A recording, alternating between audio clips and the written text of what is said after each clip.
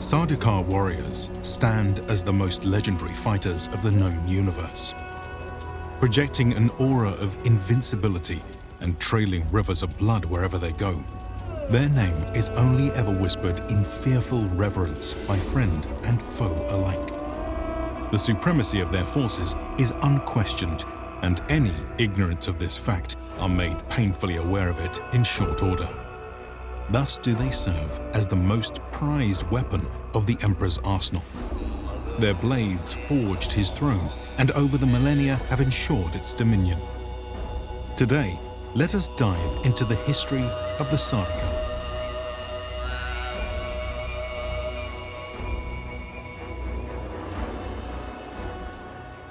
You too can forge your own empire in the world of Frank Herbert through our sponsor Dune Spice Wars. Currently in early access, it's a real-time strategy game with 4X elements set on the planet of Arrakis. Here you take control of 4 major factions: House Atreides, House Harkonnen, the Fremen, and the Smugglers. Each comes with its own iconic characters and unique gameplay. Your typical match will see you set off from a home base to explore Dune's resources, villages, and points of interest.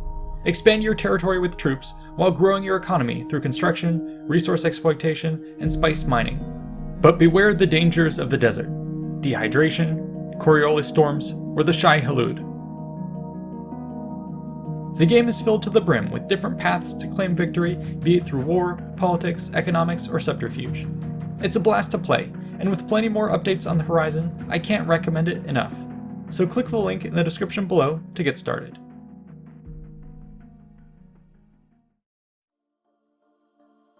Though today the Sardaukar reign supreme, they once came from humble origins, only scratching their way to the top through the lethal trials of countless generations. This ascent can be traced back to their pre-imperial home of Salusa Secundus. The planet is the third in the Gamma-Waping system, which was colonized during one of humanity's many waves of expansionary ventures. Yet while some explorers found planets of paradise or fortune, Salusa Secundus yielded neither. It was a world of grim climate and meager natural resources, which was ravaged by the extremes of frigid winter and broiling summer. Here, only the hardiest plants, animals, and humans could survive. Thus, what semblance of civilization with which the colonists first arrived was quickly stripped away. Over the years, their descendants devolved into fractious tribes who warred endlessly over the disparate enclaves of arable land, pastoral regions, and iron deposits. Among the many groups vying for control were the Sardau. Through ruthless determination, they had secured control of key local resources and now leveraged these to carve out a large realm of their own on Salusa. This was made possible by the evolution of their brutal martial culture. At age 6, weapons training and trials by combat began. At age 8, biannual survival tests abandoned children to the wastelands. And at age 12, teens began to join the adults in raids on their neighbors. From then on, their value to society would be defined by their ability to win victory for the tribe in battle. It should be no surprise then that few survived the ordeal, but those who did were bred for conquest. Thus, over the centuries, the Sardau gradually forged a great empire. In the process, however, their traditions would change. For instance, the early practice of slaughtering the entirety of vanquished tribes proved untenable and would be replaced with the more lenient option of allowing the defeated to be absorbed should they prove worthy and survive the requisite trials. Often these were employed not just to weed out the weak, but also the loyal. Suicidal missions requiring blind obedience were favored in this regard. In this Darwinian meritocracy, it soon mattered little whether one came from Sardau or non-Sardau lineage. What mattered was only your abilities. This mentality was perfectly embodied by the emergence of a custom called the Circle. Its practice meant that following every military action, The commanding officer would be subjected to the critique of his subordinates. All officers, no matter their rank, could also offer their own alternative plans. Should they convince the circle of leaders that their approach was superior, the man would be given command of the unit's next action. In this way, independence and initiative were preserved on a battlefield that otherwise demanded unquestioned obedience. Eventually, the Sardau came to establish complete control of their planet. By this point, they ceased to be a distinguishable tribe, but their martial culture was preserved in their military force that became known as the Sardaukar. Though these certainly proved formidable in dominating their local solar system, they proved far less of a threat to their galactic neighbors, who could leverage far superior resources and technologies, especially during the golden ages of mankind. Thus did the Sardaukar remain tethered to their harsh existence on Salusa Secundus. However, this would all change with the Butlerian Jihad, which saw widespread upheaval plunge the galaxy into chaos. Empires were shattered, populations were devastated, and societies were left crippled by the sudden removal of all thinking machines. While the survivors were left to desperately adapt to the darkness, the people of Salusa Secundus were born in it, molded by it. Under these new conditions, the playing field was leveled, and the Sardaukar found new prey. Yet they were not the greatest predators on the prowl. Thus, the Sardaukar actually took up mercenary work for the various expansionary powers of the post-Butlerian period. This helped enrich their coffers and their skills. Soon, both would be turned against their former employers, House Megara. Using captured equipment and ships, the Sardaukar mounted a fanatical offensive to now claim large sectors of space in a series of infamous meteor strike campaigns. Though the speed of their expansion was somewhat slowed by the limits of post-Butlerian space travel, its inexorable momentum posed a threat to the feudal galactic factions of the Landsraad. The various sides came to blows in a war that culminated in the Battle of Corrin. It is here, amidst a field of drifting debris, that an elite but outnumbered force from Salusa Secundus used advanced intelligence to set upon its would-be ambushers.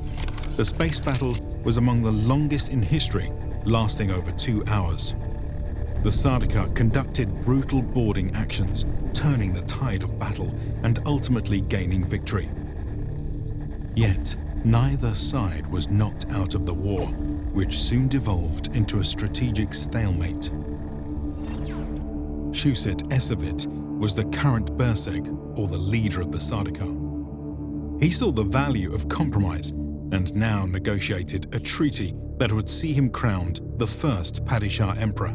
From now on, the Sardaukar would serve as the mighty arm with which he and his successors of the newly formed House Corrino controlled the Landsraad and in turn the galaxy.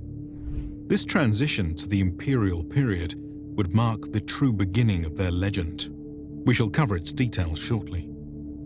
For now, let us take a closer look at these formidable warriors. Sardaukar troops have filled all manner of roles over the years and proved quite versatile in the manner of their equipment. That being said, we can present a generalized description. For starters, while in public, they traditionally wore minimal black or grey uniforms with gold trim. Alongside this were carried all manner of concealed weaponry, such as needle guns, flip darts, and daggers, to be prepared to fight at a moment's notice. In battle, however, they would naturally be equipped with far more specialized gear. For defense, this often meant donning body armor with arm braces and combat girdles. Personal shields were quite ubiquitous for such elite troops. These offered protection which scaled with the kinetic energy of incoming damage. Thus, Sardaukar could wade through heavy fire and only be engaged in close combat where they excelled. For offense, troops might use a large array of lasgun-class weaponry. including powerful laser rifles and laser cannons. At mid-range, they could switch to projectile-based sidearms like the Mauler pistol. In close quarters, they wielded swords and knives to deadly effect, especially against shielded opponents. At the end of the day, however, a soldier's kit could take any form to meet the combat needs of the mission at hand. In terms of their organization, the Sardaukar followed a strict military hierarchy. This begins with the lowest initiate and rises up through veterancy, with officer ranks existing at all levels of the squad, platoon, company, battalion, brigade, division, and legion. This largest group, the Imperial Standard Legion, featured some 30,000 men and generally acted independently in its own sector of responsibility. From an outsider's perspective, though, much of this organization remained opaque, owing to the uniform appearance of the Sardaukar. Yet, from an insider's perspective, they are in fact clearly differentiated by a vast set of instantly recognized markings. Medals and orders, for instance, are highly prized objects of social distinction. We shall name just a few examples. Service medals commemorate decades of active duty, while proficiency badges mark out one's mastery of various skills. The Order of the Protector, meanwhile, was bestowed to men who displayed both outstanding courage in battle as well as exemplary command. It could be granted to entire units, in which case they became honored with the title of Emperor's Guards. This would persist so long as at least one of the original recipients remained alive. Huge numbers of other distinctions existed, but the highest one of all was the title Guardian of the Empire. Only ever awarded 80 times and won twice by one individual. It was pinned personally by the Emperor and granted to Sardaukar of unsurpassed heroism, whose deeds significantly contributed to the glory of the throne. As for their training, many of the martial practices we previously mentioned were maintained as tradition by the Sardaukar over the years. However, one major change significantly altered their method of training new recruits. This came as a consequence of the fact that House Corrino and many of the original inhabitants of Salusa Secundus had actually abandoned their homeworld in favor of more habitable environments, such as the new imperial capital of Khaitan. But, like the Mongols of old, it was recognized that generations born into such comfort would grow soft. Luckily, a new opportunity presented itself. Imperial conquests led to huge numbers of civilian and military prisoners. Many of these were transferred back to Salusa Secundus, which was now transformed into a prison planet. Here, Sardaukar guard units provided them with basic equipment and training before withdrawing. In this way, new generations were forced to run through the survival gauntlet of this harsh planet. Many perished, but those who survived emerged hardened by the experience and set off on a similar path to the ancient Sardau tribes. However, the Sardaukar kept a close watch on the planet, infusing it with their cultural and religious traditions while interceding to prevent any higher levels of development. In this way, they manufactured a deadly environment of near anarchy that naturally trained battle-ready forces. Recruits would be drawn from their ranks by special selection practices. Those few who were chosen to ascend were released from their bonds of imprisonment and welcomed as brethren by the Emperor, who spoiled them with lavish treatment. This enshrined a heavenly hope of escape in the minds of all those still trapped on Salusa, pushing them to ever greater feats of survival. However, in order to hone their raw skills, new recruits would be given significant military training and sent on continuous tours of duty to maintain their fighting edge. In this way, the Sardaukar were able to replenish and even grow their ranks over the years without deteriorating their legendary ferocity. As a point of comparison for their skills, it was said that their strength of arms was comparable to that of Gina's 10th levels, while their cunning could match that of the Bene Gesserit adept. Such a combination was incredibly potent. Let us now review how it was put to use over the years. A detailed account of their service history will prove impossible as it stretched over thousands of years, with many of their operations being shrouded in myth and imperial secrecy. That being said, we can provide some general commentary and examples. Our historical narrative had last left off with the Battle of Corrin. This resulted in a treaty which crowned the first emperor atop the members of the Landsraad. However, not all members signed, and even some that did acted as if they were not bound by it. This was not something the newly formed Imperium of Man could tolerate. Thus, the attack dogs of the Emperor were unleashed. The Sardaukar followed in the footsteps of many past regimes and decided that the best course of action was to make a brutal example of the rebels. To this end, they selected House Jansen as their target. It was a rich agricultural world, which had long stood as a bastion of defiance. Jansen's leaders knew that a day of reckoning was coming and had spent years entrenching their defenses. This was carefully calibrated to match the previous shock tactics displayed by Sardaukar offensives. Yet, the invaders once again proved their mastery of war. This time, the Berserk had prepared a strategy of unprecedented infiltration.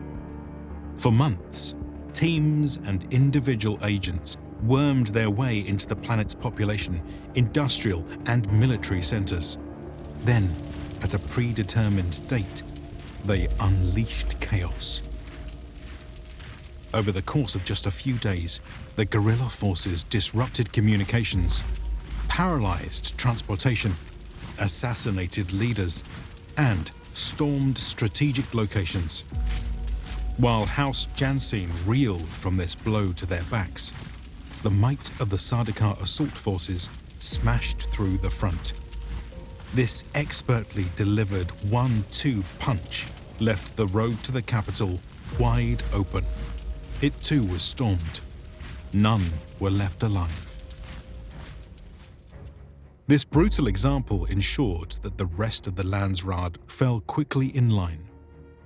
To further unite them, joint campaigns were now launched against external foes. Generally, this meant deploying the Sardaukar as an elite corps around which the rest of coalition armies were formed. In this way, the young Imperium was able to expand, slowly dominating the galaxy and absorbing new members into the Landsraad.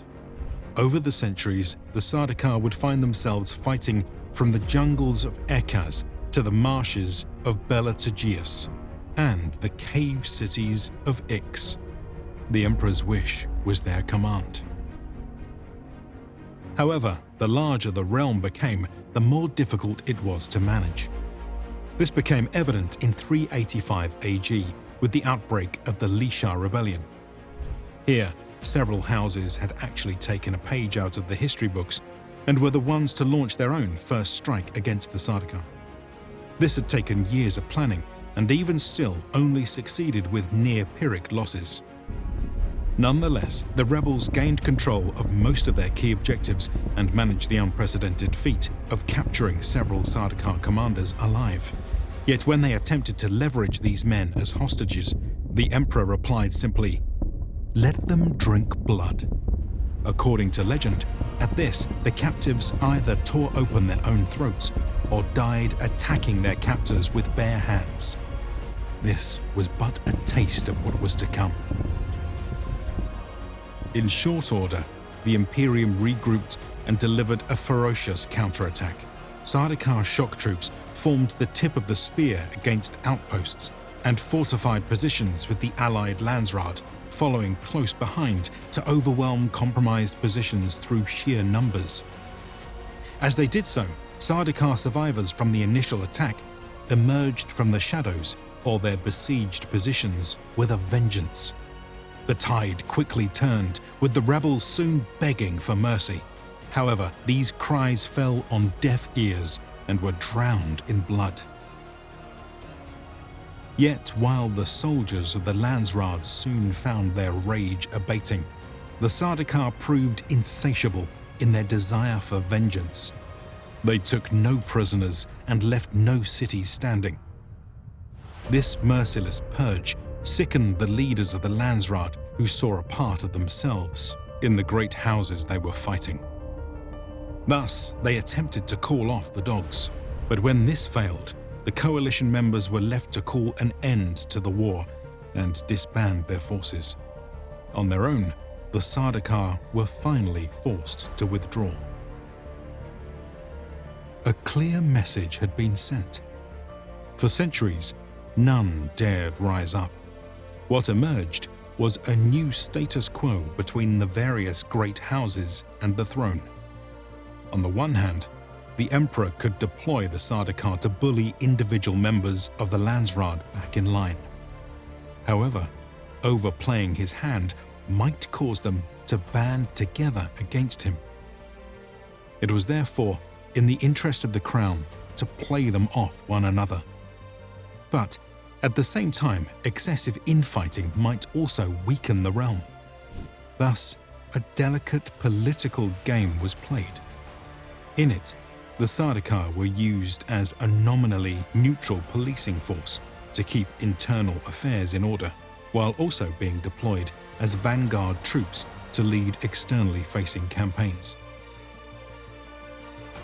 However, the rise of the House Atreides, and in particular its growing sway over the Landsraad, proved so threatening to the Emperor that he had to act.